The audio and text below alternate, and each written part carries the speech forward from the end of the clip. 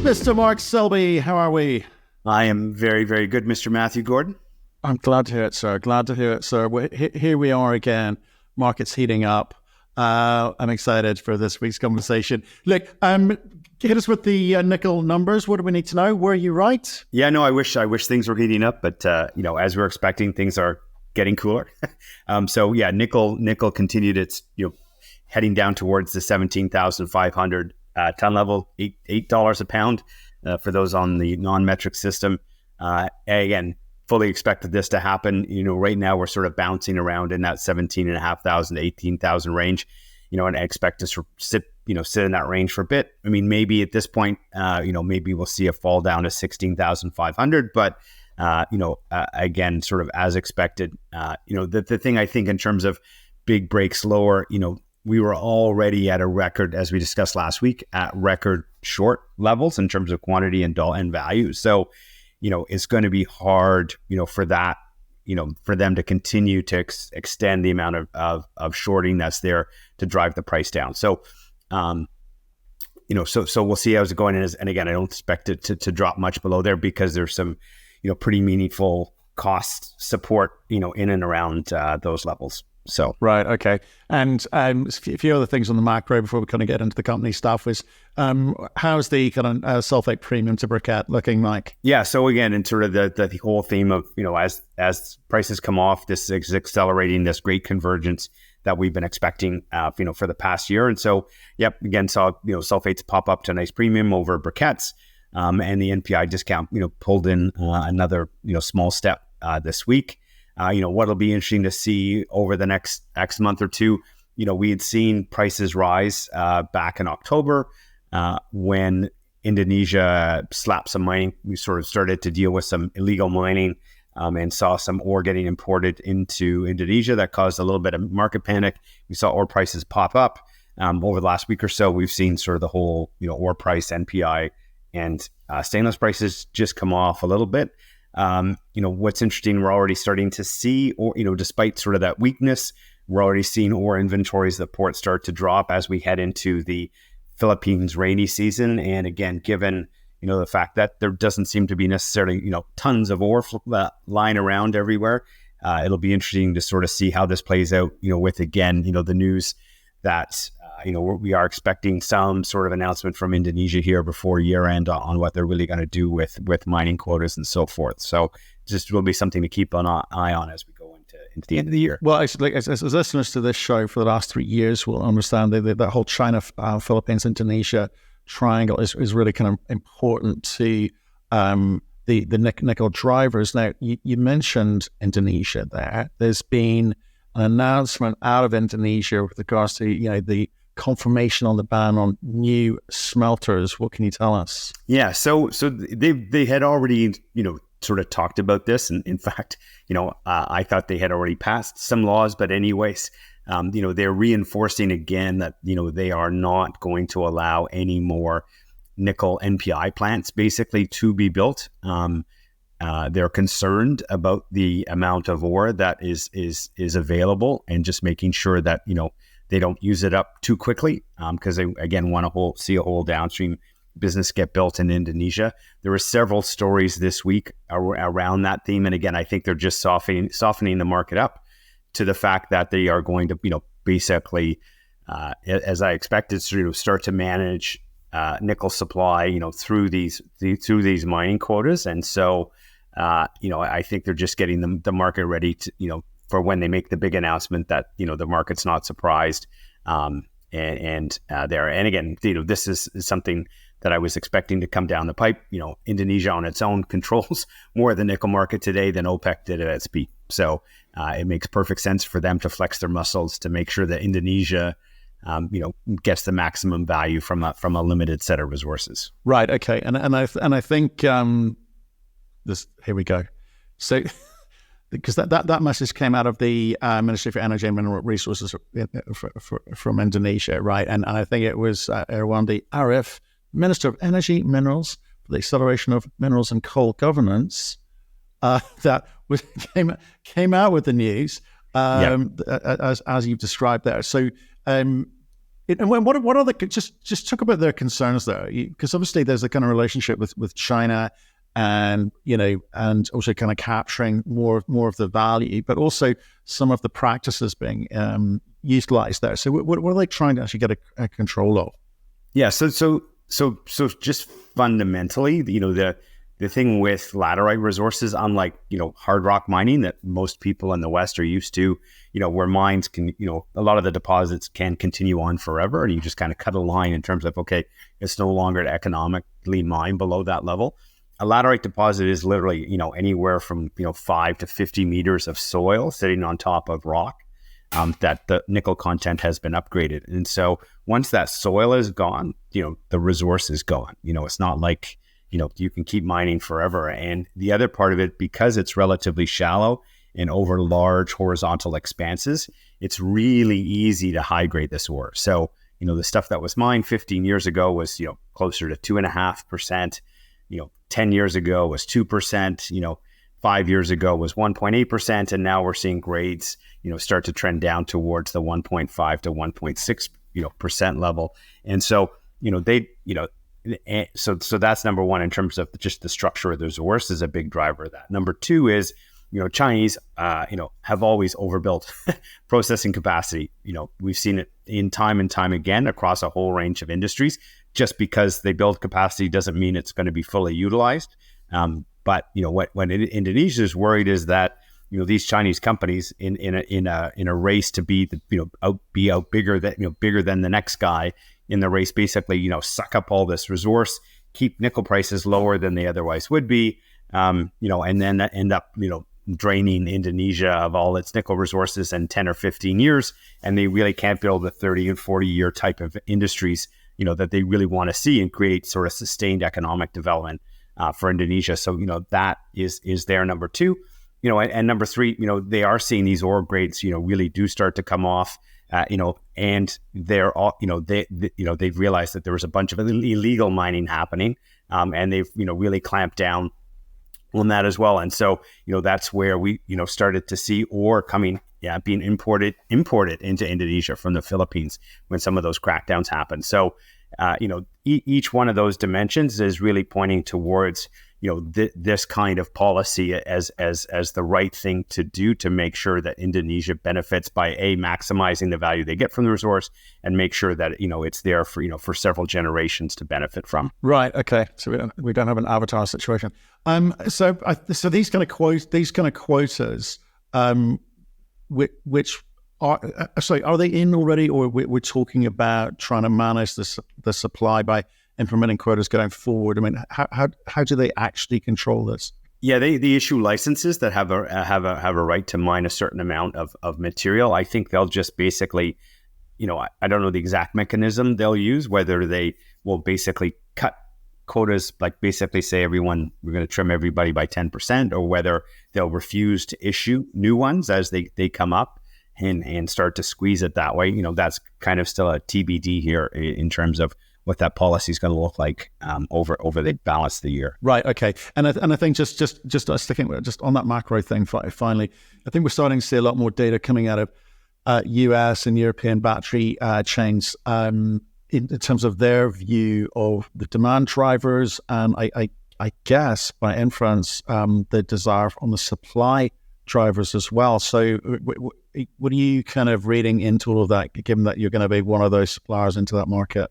Those markets. Yeah. The thing I think, that we've seen, obviously with the feasibility study we put out last week, that got a good response, to that. I mean, again, the markets are horrible, but, in terms of the people that matter, in terms of the downstream supply chain, the consumers who are, the offtake partners who are going to help fund us to build this project, they were very happy with where it landed. And I think that the thing from a market perspective, over the last 3 or 4 months, we've seen, the intensity in which the automakers and the battery supply chain want to lock in non-Indonesian supply, has really ratcheted up a notch during that 3-month period. So again, I think, the realization of, I think part of it's driven by the fact that lithium's come off the boil. They weren't panicked as much about lithium anymore, and they've turned back towards nickel and realized, okay, there have been very few new discoveries and new projects, and what we've got with Crawford is really one of them, and the ability to have large scale, low carbon nickel in a safe jurisdiction in North America, is becoming increasingly valuable. So, the combination of both these statements around Indonesia managing supply, and then what we're seeing, from these offtake partners is very heartening for me in terms of what the next 2 or 3 years is going to look like. Right, and what about the next short that time? Not necessarily 2 or 3 months, or maybe 2 or 3 months. How are things going for you on that front in terms of those sorts of discussions? You talked previously about strategic partners, importance of strategic partners coming on board. Do you feel confident that there will be conversations, that there are conversations, and that there will be news for your shareholders? Yeah, no, we said during the conference call, for the feasibility study, and we've had, in our objectives, for the year is to get, one or more of these offtake deals over the line before year end. Those are progressing very, very well. We did that bridge financing with Ormet back in September to give us the flexibility and take the time, to be able to get those things done before year end. And as I said, with the increased level of anxiousness, that we're seeing from people around locking in supply, it's helping us immensely. And we're pretty confident here that we're going to get something over the line here, sooner than later before year end. Okay, before year end. Okay. Brilliant. Okay, we'll keep tabs on that one. Let's talk about some other company news. Company we talked about last week, Alaska Energy. Anything new? Some more drill holes came out. Again, a big bulk tonnage deposit. It was initially explored by Inco in the 1990s. This company's picked it up. Unlike Crawford and say FPX, where you've got, it's primarily nickel. This does actually have some copper with it as well, and some more elevated PGM grades. So again, another couple holes, nice big wide, 300 meter type intervals with the kind of grade you would expect, for these kind of bulk tonnage deposits. So it's good to see they're aiming to put out an initial inferred resource early in the new year. So again, good to see some new potential supply in the United States. There's very few places where you find minerals and find nickel, and even fewer places where you have the chance to develop an asset, and in the right parts of Alaska, you can get mines built. So, this is, one to keep an eye on, as things move forward there. Okay, fantastic. And getting a little bit bigger, Rio Tinto, obviously leaning into nickel at the moment. So what's the news from them? Yeah, so they're doing, again, a lot of the majors like to have sometimes just sprinkle into some early stage exploration things. So Aussie Junior Sultan Resources, Rio's got a joint venture agreement, into a target in Western Australia. They've committed to spending $2 million over 5 years to get 80% of it. So, we'll see how that plays out. Again, good to see more activity, in the exploration side. So, that's always good to see. On the other side, on the laterite side of the fence, one thing we've talked about, on multiple shows is, laterite leaching outside of Indonesia has proven to be challenging. Sumitomo Metal Mining is really the only one who's been able to successfully implement it out of the gate. And one of the Aussie juniors announced this week they've pushed out their feasibility study, out to mid 2024. According to their release, their preliminary operating capital expenditures, are higher than anticipated. And they're going to, do more work to optimize these costs. They're also talking about, in terms of metallurgy test work, in terms of variability of the ore. Those are the, that's the tricky part with these laterite deposits, is they tend to be highly variable over even short distances.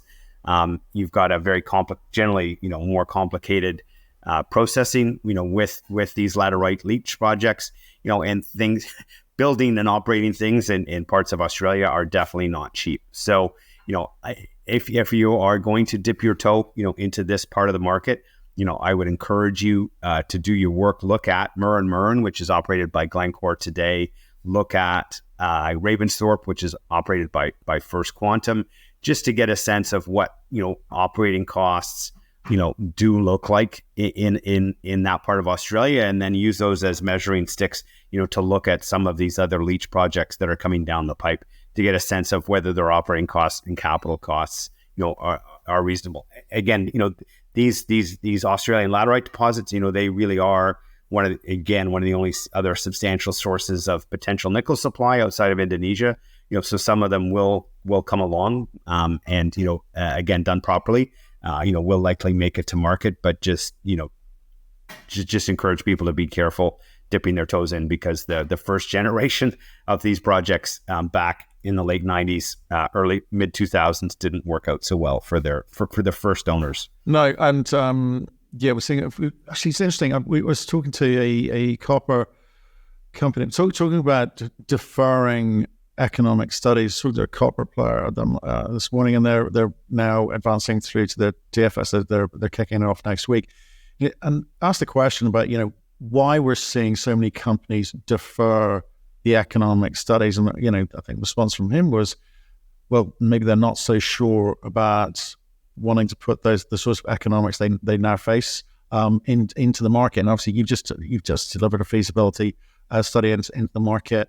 What are those kind of concerns? What are those barriers that some companies, I don't necessarily want to name names, but it's some of the challenges that they are facing at the moment? Clearly market reaction is one thing, and probably facing up to the reality of their own, the technical challenges ahead will be in there. But what do those conversations look like when you work out the timing of these things? Yeah, so the thing that we've seen over the last 3 or 4 years is a substantial increase, in the capital costs of a lot of items. We saw a bunch of inflation, in a number of the items that we were looking at.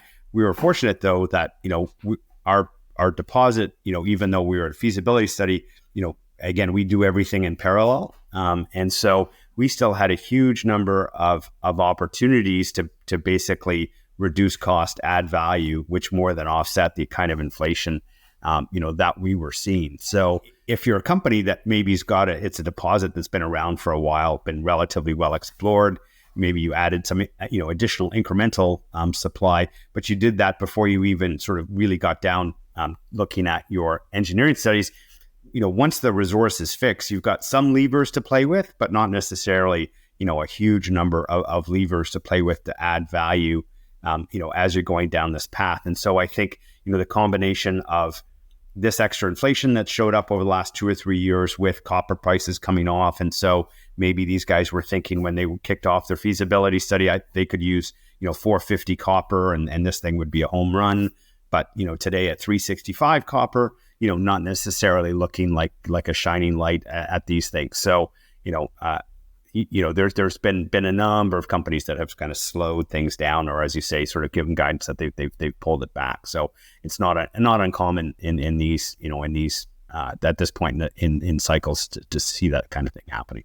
Right, but here's the question which gets sent in the most to us, which is why not just stop spending money if the market's not reacting to anything because investors are nervous about the economy or whatever it is that people are nervous about? Why don't companies just stop spending money because nothing's really working? Surely you get a free pass for that, wouldn't you? Yeah, I think I think there's to me there's two paths down there. You've got the valley of the Lassonde curve, right? Is that first PEA. And then you're in the valley until you kind of come out to the feasibility study and start to get the financing in place. And so, from my perspective, if you really believe you do have a project, that will get built and will get financed, then as long as you don't blow up your capital structure, again, if you've been able to raise the cash in a way that's not too dilutive to your current shareholders, then yeah, it makes sense to power ahead so that when the market does turn, you're one of the first projects that are ready to go and get out of the gate, when the market's ready for it. If you don't think, or you're not sure that your project's actually going to be able to make it in those situations, I think it is the right thing to kind of dial it back, sit tight for a while, and then see what happens, on the other side. So as I said, I think, the answer to that question really does depend on whether you think you'll actually get to a point where you can build and finance. And that's obviously the case, with Crawford. And which is why we advanced it so aggressively. Mark, appreciate your time today. I better let you crack on, and we will speak to you next week. Sounds great.